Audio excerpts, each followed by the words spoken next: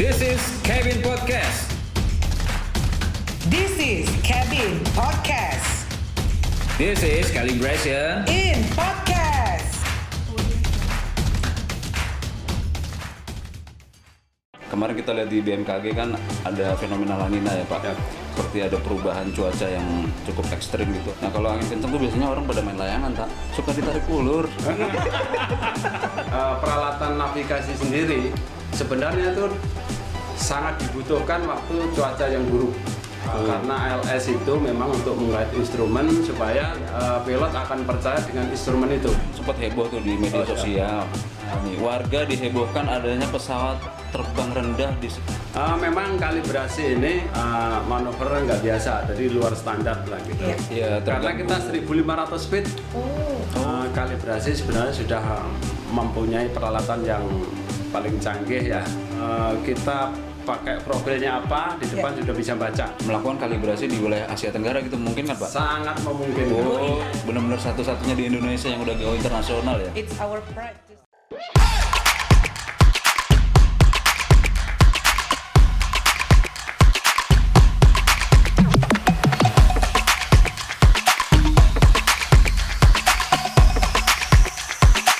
This is Calibration. In Podcast.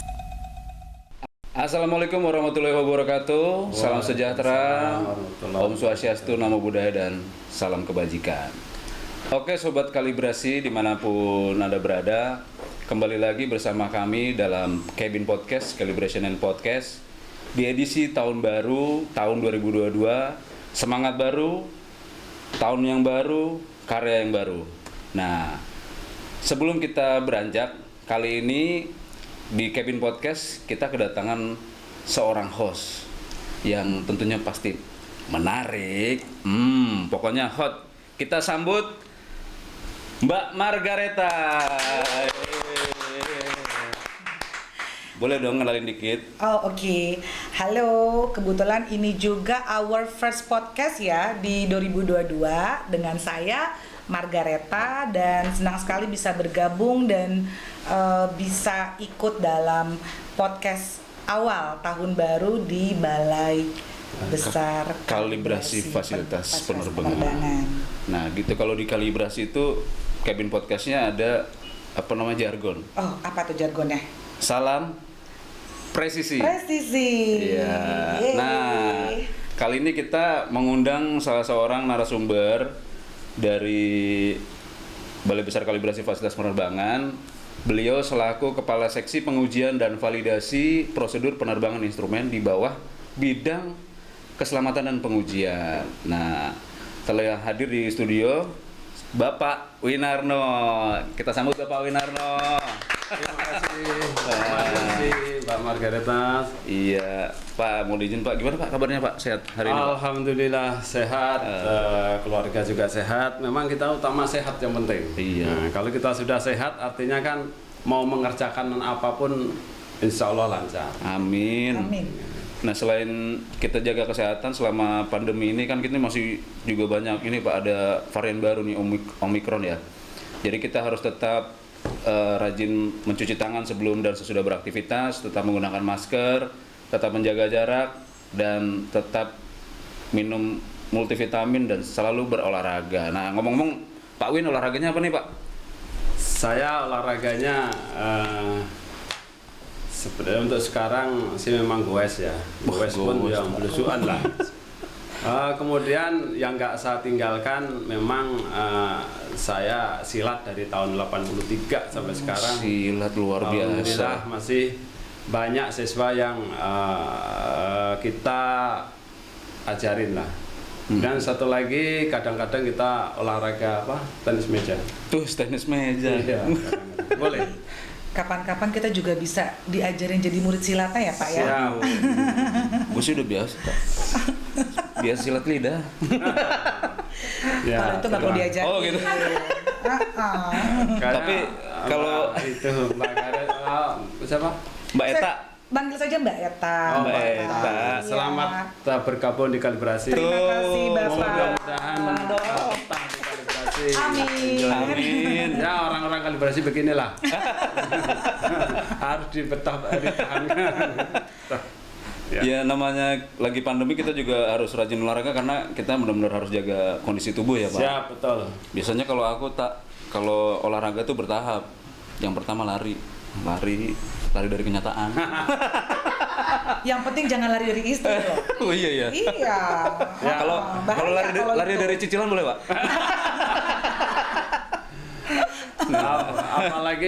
Apalagi saya juga kadang-kadang ikut misi kru juga. Wah ikut. Kalau itu kita fisiknya kurang, nggak bisa Iya, kita ikut misi karena kita terbang itu terutama fisik dulu. Kita sepinter apapun kalau fisiknya lemah di atas paling setengah jam pasti mabuk. Oh gitu Pak. Oh berarti benar-benar harus fit banget ya Pak? Harus fit fisiknya. Ngomong-ngomong tadi abis lari tuh biasanya Iya. latihan manjat. Manjat apa? Manjat sesuatu yang tidak bisa aku gapai. Membayangkan aja. Bayangin aja. Abis itu fitness. Iya. Ya. Kuat. Biar kuat maksudnya. Kalau udah kuat tuh rela gitu. Dia dibawa sama yang lain. Oh, romantis ternyata nih. Saya punya partner dalam host di podcast ini romantis sekali ternyata. Saya nggak nyangka juga loh Pak. Oh gitu. Padahal udah kenal lama lah. Sisi romantisnya ternyata baru kelihatan sekarang. Baru keluar ya. ternyata. Oh iya Pak, mohon izin kali ini kan situasi cuacanya sedang apa namanya? Kemarin kita lihat di BMKG kan ada fenomena La Nina ya Pak. Ya. La Nina itu kan kurang lebih seperti ada perubahan cuaca yang cukup drastis ya, cukup ekstrim gitu, ada penambahan curah hujan gitu ya Pak kurang lebih. Nah kalau curah hujan bertambah tuh biasanya kan angin juga kencang Pak. Ya. Nah kalau angin kencang tuh biasanya orang pada main layangan tak? Main layangan. Iya, tapi main layang tuh bikin trauma sebenarnya. Saya bingung kenapa? Hah? Suka ditarik ulur. Kayak hati saya dong. Iya. Kamu suka tarik ulur hati saya loh. Curhat sih. Ya, mohon izin Pak. Nah, untuk kegiatan kalibrasi itu bagaimana Pak kalau misalnya ada perubahan cuaca yang cukup ekstrim seperti itu? Mungkin ada pengaruhnya nggak Pak di kegiatan kalibrasi kita itu? Apakah dengan kegiatan dengan perubahan cuaca yang cukup ekstrim ini maka kegiatan kalibrasinya terhenti atau gimana? Kan kalibrasi sendiri kan kaitannya dengan keselamatan. Nah, bagaimana mencikapi hal itu Pak? Ya, terima kasih waktunya. Ya, untuk mengenai kalibrasi, memang peralatan di kalibrasi kan semuanya harus bagus dulu. Oh iya. Siap. Kalau peralatan sudah bagus, baru memanggil kalibrasi. Ya. Nah, jadi kalibrasi ini kalau cuaca yang seperti tadi, seperti kalau cuacanya kurang bagus, untuk kalibrasi kita berhenti dulu. Oh berhenti dulu ya. Karena kita kalibrasi kan manuvernya itu ekstrim, kita terbangnya di bawah terus. Jadi terbang di bawah. ya kalau itu hujan angin kita terbang terlalu risiko. Karena kalau anginnya kencang kemudian kita terbang rendah, tahu-tahu ada turbulen drag langsung turun kan. Oh iya, bahaya juga sangat buat bahaya tubuh. Iya, untuk iya. kalibrasi saat mengerjakannya cuaca ekstrim ya. Tapi alat itu sendiri, peralatan navigasi sendiri sebenarnya itu sangat dibutuhkan waktu cuaca yang buruk. Oh gitu. Karena LS itu memang untuk menggait instrumen supaya pilot bisa digait sampai ke runway. Jadi pilot akan percaya dengan instrumen itu. Siap. Dan tentunya sudah terkalibrasi. Yeah. Kalau masih kalibrasinya masih valid, itu pilot percaya alat itu bagus sampai ke landing. Nah, jadi ada namanya LS itu ada dua, ada localizer untuk menggait center line, kemudian ada glide slope untuk menggait angle. Setelah kita dekat, kita ada namanya papi. Papi itu setelah kira-kira 3 mil untuk pilotnya lebih lebih percaya lagi karena papi itu menggait sampai ke landing. Tapi itu gitu. yang visual. Visual. Setelah autopilotnya lepas, dia akan visual. Manual gitu ya, Pak? Ya. Pakai manual, pakai Iya. manual. Ya, jadi gini pemirsa, bahwa di penerbangan itu tidak hanya sekedar menggunakan instrumen tapi juga visual ya, Pak. Visual. Nah, tadi kalau misalnya kegiatan kalibrasi itu ketika cuaca buruk, maka instrumen itu sangat dibutuhkan untuk Sangat kegiatan dibutuhkan, landing ya, Pak, landing, untuk betul. landing pesawat. Gitu ta. Oke, jadi dampak untuk cuaca ini dalam melakukan kalibrasi fasilitas penerbangan berarti sangat salah satu dampak utamanya juga ya Pak, punya dampak utama ya Pak ya, Iya. cuaca ini. Tadi dampaknya kalau kita simak tadi itu selain ada plus minusnya ya, Pak. Kalau ketika cuacanya buruk itu berbahaya untuk kru, gitu. Berbahaya untuk kru. Tapi sebenarnya pada waktu cuaca buruk Iya. itu juga dibutuhkan untuk mengkalibrasi instrumen karena pada saat cuaca buruk itu saat itu si pilot yang mau landing itu digunakan untuk landing instrumen. Itu tadi ada ILS, instrumen landing system, ada PAPI. PAPI itu Path Approach Precision Indicator. Approach Path Indicator. Iya. Jadi memang kalau cuaca buruk kita lebih baik untuk kalibrasinya berhenti dulu. Kita sampai tunggu sampai selesai. Ini kebetulan sekarang kita pakai alat baru ya. Sudah semuanya pakai auto dengan kita pakai base GPS. Jadi lebih mudah lagi. Kalau yang dulu enggak, awal-awal dulu kalibrasi saya di sini terus terang saya terbang pertama di sini itu tahun 93. Oh, 93. Saya sudah terbang di Ambon waktu itu. Itu masih pakai full manual. Full manual. Ya. Jadi 10 mil kita harus lihat pesawat itu. Biasanya itu di ketinggian berapa sih Pak kalau melakukan itu?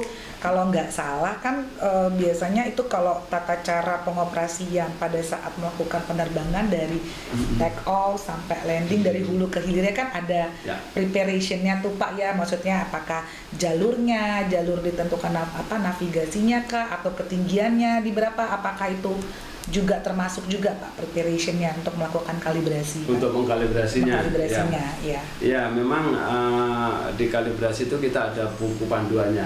Di FIM itu kita punya. Jadi untuk mengecek glide slope itu ketinggian berapa, kita punya jarak berapa gitu. Jadi memang kalau glide slope kita efektifnya itu 10 nautical mile. 10 nautical mile itu kita di-guide ke 3 derajatnya. Kemudian memang kita manuvernya itu tadi sampai threshold, continue. Jadi kita terbangnya memang rendah. Jadi balik lagi sampai dapat angle itu berapa. Sampai saya tentukan, katakanlah kalau glide slope itu kan biasanya normalnya 3 derajat. Kecuali yang ada obstacle, kayak di Manado itu kan ada obstacle-nya tuh yang RW 18, dia angle-nya 3,15 kalau nggak salah. Jadi kalau yang normal itu kita pakai 3 derajat. Jadi dalam melakukan kalibrasi ini Balai Besar Kalibrasi juga melakukannya ini tetap harus comply dengan aturan keselamatan ya Pak ya. Betul. Jadi sudah ada regulasinya, manualnya, SOP-nya itulah dilakukan ya Pak ya. Iya, sampai detail banget tadi. Angka-angkanya apa loh. Kalau hujan tuh yang aku ingat tuh biasanya itu kan namanya hidup itu kan harus 100% ya. Kalau hujan tuh kan airnya itu cuma 1%. Sisanya apa? 99% kenangan. Mas Yosi mantap. Jadi menghibur. Pria penghibur. Biar nggak terlalu serius terus dari angka ini apa ya gitu kan. Sobat kalibrasi itu angka dari mana dapatnya kan gitu.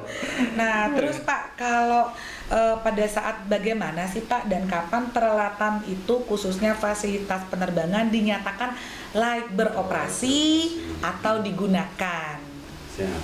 Jadi gini, memang ada peralatan navigasi itu ada juga baru yang terpasang. Namanya baru terpasang itu kan commissioning, ada juga yang periodik. Oh, periodik. Jadi untuk peralatan like dipakai itu memang harus dikalibrasi dulu. Oh gitu. Katakanlah mungkin ALS ini ground check-nya udah bagus. Ya. Tapi kalau namanya ground check itu kan hanya dari bawah. Dia kan nggak tahu sinyal pancaran di luarnya berapa gitu kan. Jadi untuk like dipakai itu kalau sudah terkalibrasi, jadi sudah ada sign-nya PIC kita sama inspektor kita, itu bisa dinyatakan like untuk digunakan. Jadi semacam kayak ada checklistnya juga ya Pak ya. Jadi setelah inspektor itu ada pengujiannya, terus di checklist dinyatakan like atau tidaknya baru dilakukan pengerjaan kalibrasinya tersebut ya Pak. Bukan gini, maksudnya setelah alat itu dipasang, katakan alat baru dipasang, itu kan ada ground check. Ya, ada ground check sama teknisi mungkin dari pabrikan. Kemudian diawasi sama DNP. Setelah itu alat bagus, itu kan nggak bisa langsung digunakan, harus manggil kalibrasi dulu. Jadi kalibrasi dipanggil, kita melakukan manuver sesuai dengan prosedurnya, sesuai dengan aturan yang di PIM itu di KP 85. Jadi kita melakukannya itu sesuai dengan toleransinya. Kalau komisioning toleransinya berapa, periodik berapa. Jadi kalau sudah masuk dalam toleransi semua dan itu memang pancarannya bagus, baru dari kalibrasi menyatakan itu like digunakan untuk airline. Gitu. Tapi kalau baru langsung dipakai, itu nggak akan bisa dipakai karena dia nggak tahu untuk ground check itu nggak tahu angle-nya dipakai berapa, terus sinyalnya bentuknya kayak apa kan nggak tahu. Dan kalau kalibrasi kan tahu tuh angle-nya sekian, signalnya bagus enggaknya tahu karena semua terekam di kita. Makanya di penerbangan itu segala sesuatu itu harus safety is first. Jadi semua every single step-nya itu harus dilihat semuanya, dicek gitu. Selain itu juga harus presisi ya Pak. Presisi. Jadi kalau melakukan kalibrasi itu benar-benar harus presisi, nggak boleh melenceng dikit-dikit ya. Presisi kayak gini ya? Iya, harus kayak gitu dong.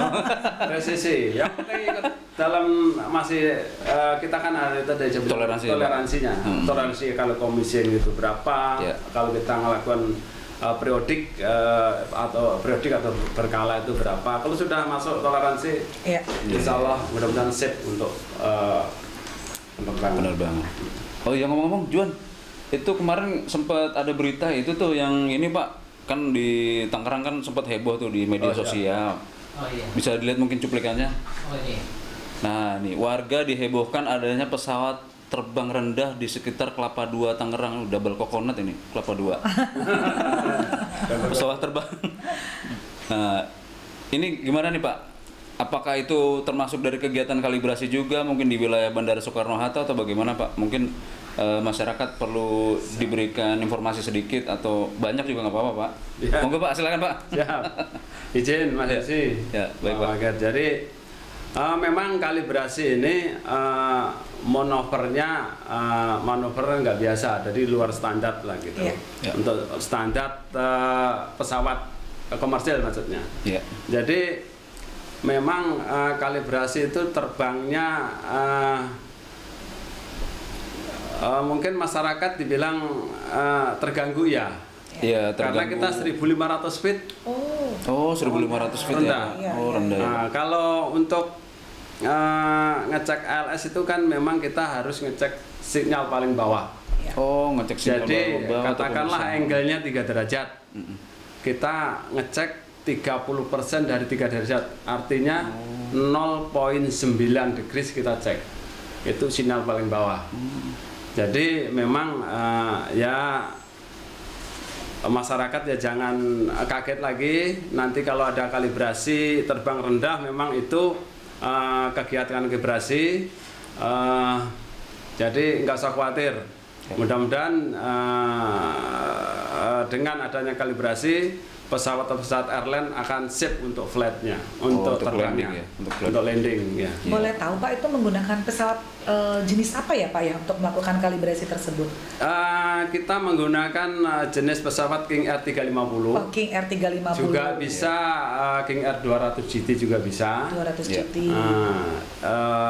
Kita pernah juga melakukan dengan Learjet. Oh, dengan Learjet. Wow. Jadi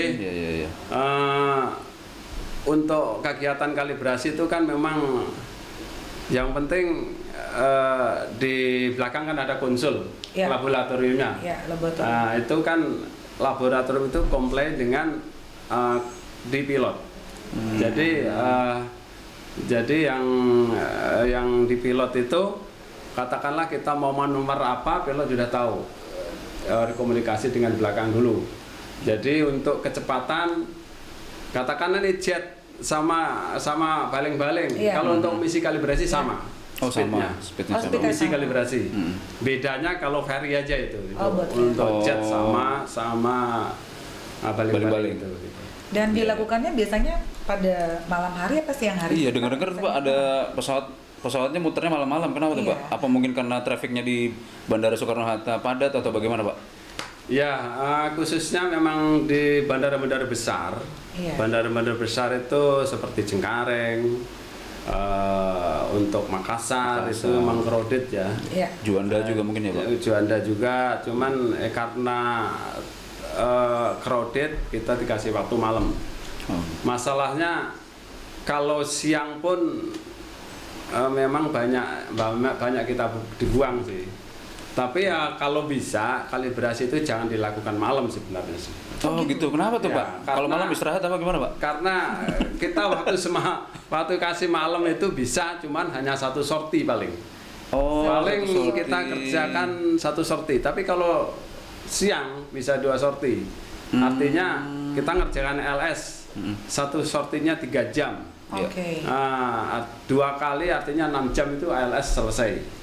Tapi kalau di Cengkareng itu satu ALS 2 sorti, satu ALS itu berarti kan 2 hari. 2 hari itu baru dapat satu ALS. Gitu. Karena kita yang itu tadi kita kan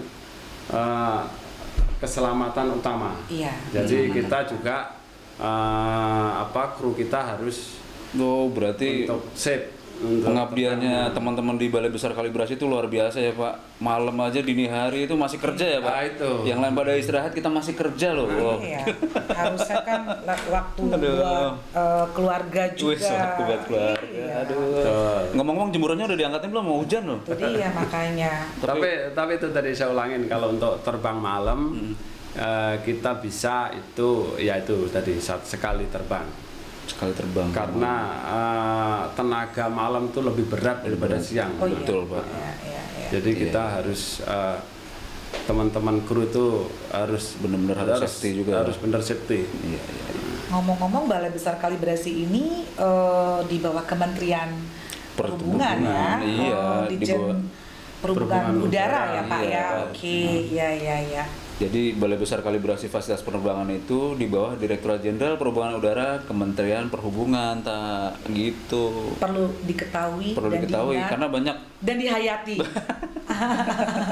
Orang kan cuma kok Balai Besar Kalibrasi ini apa nih, lembaga pemerintah juga dan bagian dari Direktorat Jenderal Perhubungan Udara. Pak, mohon izin Pak, mungkin bisa sambil Pak nih makanannya Pak. Makasih. Aduh, sebenarnya tadi mau pesan kopi Pak. Gimana ya? Enaknya kan kalau siang-siang gini minum kopi gitu. Jadi gini, kalau terbang malam sebenarnya kadang-kadang kita di daerah itu kan kita kalau di daerah sih masih sore ya, mungkin jam 7 gitu. Iya. Itu kalau kita terbang itu ya karena kita terbang rendah jadi pada keluar masyarakat itu. Kok pesawat ini nggak turun-turun sih gitu. Dikejar-kejar dong Pak itu. Kayak ngejar layangan. Karena kita katakan kita mengerjakan ALS atau PAPI itu. Jadi ALS itu minimal satu transmitter itu kita terbang rendahnya bisa 4-5 kali. Bisa 4-5 kali. Iya, jadi kita bolak-balik gitu ya, Pak. di bawah terus. Dan Bolak-baliknya gini, Pak. Apa muter-muter? Dan itu melayani seluruh bandara yang ada di Indonesia ya Pak ya? Seluruh bandara Indonesia. Oh, Betul. jadi baik di bandara yang di Indonesia maupun kalau memang ada nanti yang dari di luar Indonesia juga, Balai Besar Kalibrasi juga dapat melakukan pelayanan tersebut ya Pak Bisa ya? melakukan. Oke. Soalnya kita sudah pernah melakukan di luar Indonesia juga, seperti di Timor Leste. Oh, Timor Leste. Oh, Dulu juga pernah itu di Myanmar dulu. Oke, gitu.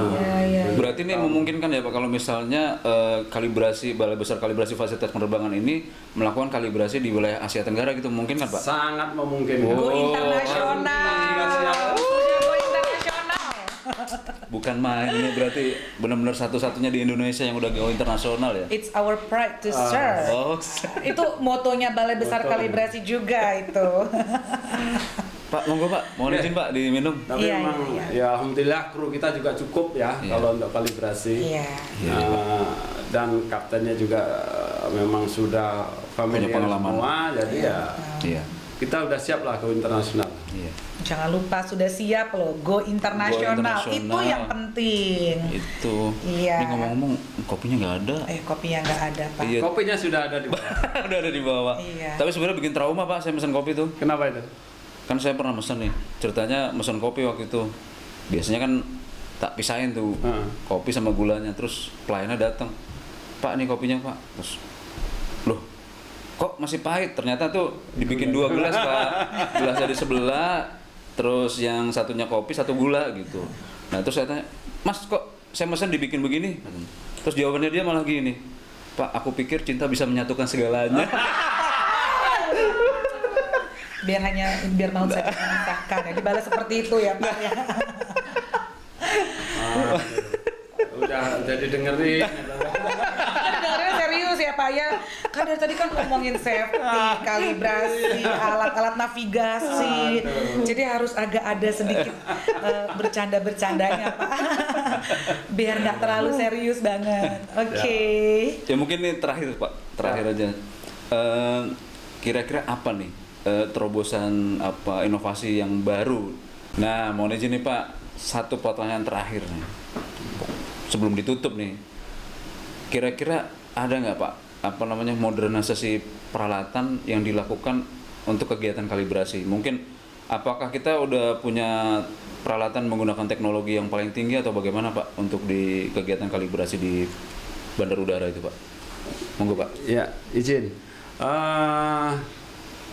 Untuk saat ini kalibrasi sebenarnya sudah mempunyai peralatan yang paling canggih ya, karena konsol kita sih sudah komplit dengan di kopilnya di depan di pilotnya. Jadi kalau cockpit, untuk ya?